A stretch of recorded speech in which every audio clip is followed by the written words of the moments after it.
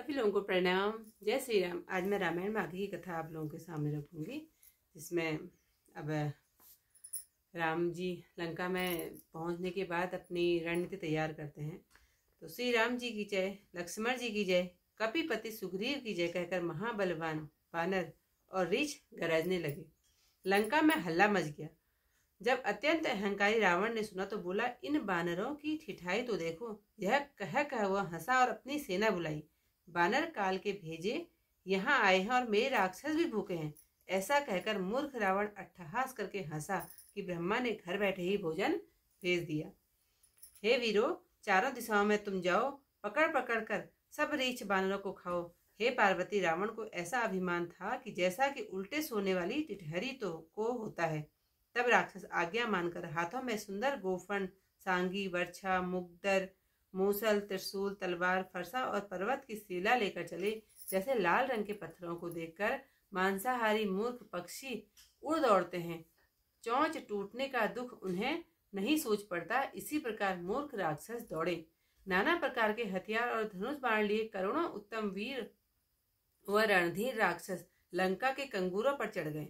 कंगूरों पर वे कैसे शोभायमान हो रहे हैं, जैसे सुमेरु पर्वत के शिखरों पर बादल बैठे हों। ढोल, नगाड़े और चुझाऊ बाजे बज रहे हैं। उन्हें सुनकर योद्धाओं के मन में उत्साह बढ़ रहा है। बहुत सी तुरही और नफीरियां बज रही हैं। सुनकर कायरों की छाती फटती है। उन्होंने जाकर बानरों के ठट देखे। बड़े विशाल शरीर वाले रीछ बहुत कट्टर योद्धा हैं।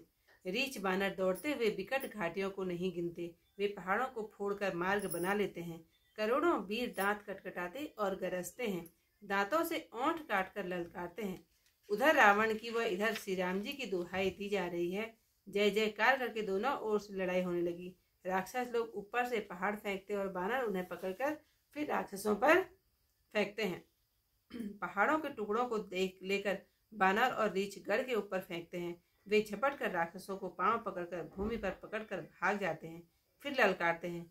बड़े फुर्तीले व प्रतापी बानर भालू तमक कर गढ़ पर चढ़ गए और महलों पर चढ़ चढ़कर जहां तहां राम जी का यश गाने लगे। फिर बानर एक एक राक्षस को पकड़कर भाग चले। ऊपर आप और नीचे राक्षस को करके पृथ्वी पर आ गिरते हैं। श्री राम जी के प्रताप से बानरों के झुंड राक्षसों के समूह का मर्दन करने लगे। फिर गढ़ पर चढ़ गए और जहां तहां सूर्य के समान प्रताप में श्री रामचंद्र जी की जय बोलने लगे। राक्षसों के झुंड ऐसे भाग चले जैसे प्रचंड वायु के चलने से बादलों के समूह तितर बितर हो जाते हैं। लंकापुरी में बड़ा हाहाकार मच गया। बालक, अपाहिज और स्त्रियां रोने लगी। सब मिलकर रावण को गालियां देने लगे कि राज्य करते हुए इसने मौत को बुलाया है। रावण ने जब कानों से अपनी सेना का भागना सुना, तब योद्धाओं को लौटाकर वह क्रोधित होकर बोला, जिसे मैं युद्ध से मुंह छिपाकर लौटा हुआ सुनूंगा, उसे मैं अपनी पैनी तलवार से मारूंगा। सेना सर्वस्व खाया, अनेक सुख भोग किए और आज रणभूमि में प्यारे हो गए। रावण के कड़े वचन सुनकर सब वीर डर गए और लजाकर क्रोध करके लौट पड़े। सामने लड़कर मरना ही वीरों की शोभा होती है। यह सोचकर उन्होंने अपने प्राणों का मोह त्याग दिया। बहुत से अस्त्र धारण कर बड़े योद्धा ललकार कर भिड़ने लगे। उन्होंने परिधों और त्रिशूलों से मार मार कर रीछ बानरों को व्याकुल कर दिया। महादेव जी कहते हैं, हे पार्वती, डर के मारे बानर भागने लगे। यद्यपि आगे वे ही युद्ध जीतेंगे। कोई बानर कहने लगे, अंगद और हनुमान कहाँ हैं? नल, नील और द्विविद कहाँ हैं? हनुमान जी ने अपने दल को व्याकुल होते सुना। उस समय वे बलवान पश्चिम द्वार पर थे। वहां मेघनाद युद्ध कर रहा था। वह दरवाजा टूटता न था। बड़ी कठिनाई हो रही थी। वीर हनुमान के मन में बहुत क्रोध हुआ। वे प्रलय के समान गरजे और कूद कर लंका गढ़ के ऊपर चढ़ गए तथा पर्वत हाथ में लेकर मेघनाद की ओर दौड़ पड़े। रथ को तोड़कर सारथी को मार डाला और उसकी छाती में एक लात मारी। दूसरे सारथी ने जब मेघनाद को व्याकुल जाना, तब रथ पर चढ़कर तुरंत ही राजमहल को ले भागा। जब अंगद जी ने सुना कि हनुमान जी गढ़ पर अकेले ही गए हैं, तब समर में बांके वीर अंगद जी सहज ही उछलकर किले पर चढ़ गए। आज की जो कथा है यहीं पर समाप्त होती है। कल को फिर से आई कथा के साथ, लेकिन पहले चौपाइयाँ लंका भयहु कोलाहल भारी, सुना दसानन अति अहंकारी। देखहु बन रन केरी ठिठाई, विहस निशाचर सेन बुलाई। आए कीस काल के प्रेरे, धूतावंत सब निशिचर मेरे। अस कहीं अट्ठहास सटकीना, ग्रह बैठे आहार विधि लीना। सुबट सकल चारी हूँ दिसि जाहूँ, धरि धरि भालु कीस सब खाहूँ। उमा रावण ही अस अभिमाना, जिमि टिटि तब कहतु सूत उताना। चले निशाचर आय सुमांगी, गही कर भिंडी पाल बरसांगी। तो मर मुदगर परसु प्रचंडा, सूल कृपान परित गिरिखंडा। जिमि अर नो पल निकर निहारी, था वहीं सट खग मांस आहारी। चौच भंग दुख तिनहि न सूचा, तिमि धाये मनुजाद अबूजा। नाना युध सर चाप धरा, जातु धान बलवीर। कोट कंगूर निचढ़ी गए, कोटि कोटि रणधीर। कोट कंगूर निसोहहि कैसे, मेरु के सगनि जनु धन वैसे। बाजहि ढोल निशान जुझाऊ, सुनि धुनि होए भटनि मन चाऊ।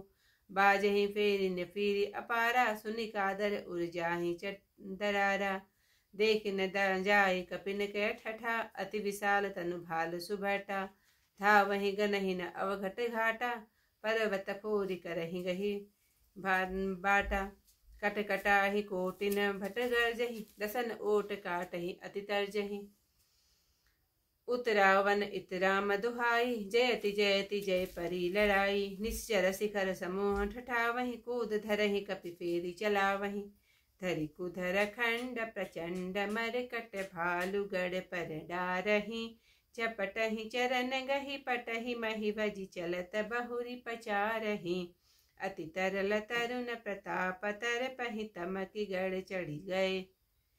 चढ़ी गए कपि भालु चढ़ि मंदिर न, जहाँ तहाँ राम जसु गावत भये। एकु एकु निशिचर गही, पुनि कपि चले पराई। ऊपर आपु हेठ भट, गिरहि धरनि पर आई। राम प्रताप पवल कवि जूथा, मर्दहि निशिचर सुबट वरूथा। चले दुर्ग पुनि जहाँ तहाँ वानर, जय रघुबीर प्रताप दिवाकर। चले निशाचर निकर पराई, प्रबल पवन जिमि घन समुदायी। हाहाकार भयउ पुर भारी, रो वही बालक आतुर नारी। सब मिलि देहि रावणहि गारी, राज्य करत एहि मृत्यु हंकारी। निज दल बिचल सुनि तेहु काना, फेरि सुबट लंकेश रिसाना। जोरन बिमुख सुना मैं काना, सो मैं हतव कराल कृपाना।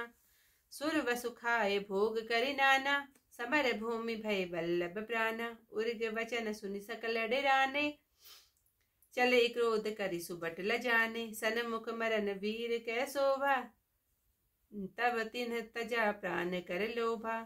बहु आयतु घर सुबट सवा, फिरहि पचारि पचारी। व्याकुल किए भालु कपि, परद त्रिशूल निमारी। भय आतुर कवि भागन लागे, यद्यपि उमा जीत हहि आगे। को कह अंगद हनुमंता, कह नल नील दुवीत बलवंता। निज दल विकल सुना हनुमाना, पश्चिम द्वार रहा बलवाना। मेघनाद तह करई लड़ाई, टूट न द्वार परम कठिनाई। पवन तनय मन भा अति क्रोधा, गर्ज्यों प्रबल काल समझोधा। कूद लंक गढ़ ऊपर आवा, गही गिरि मेघनाद कहु लावा। भजेहु रथ सारथि निपाता, ताहि हृदय महु मार तुलाता। दूसरे सुत विकल दही जाना, चंदन घालि तुरत गृह आना। अंगद सुधा पवन सुता, घर पड़ गयऊँ अकेला। रन बांकुरा बाल सुता, तरकि चढ़ऊँ कपिकेल। सियावर रामचंद्र पद जय शरणम, शंकर हरिओम जय जय सिया राम। मंगल भवन अमंगल हारी, उमा सहित जहि जपत मुरारी। आज की कथा यहीं पर समाप्त। कल को इससे आई कथा के साथ फिर आप लोगों के सामने समूह। तब तक के लिए सभी लोगों को प्रणाम। जय श्री राम।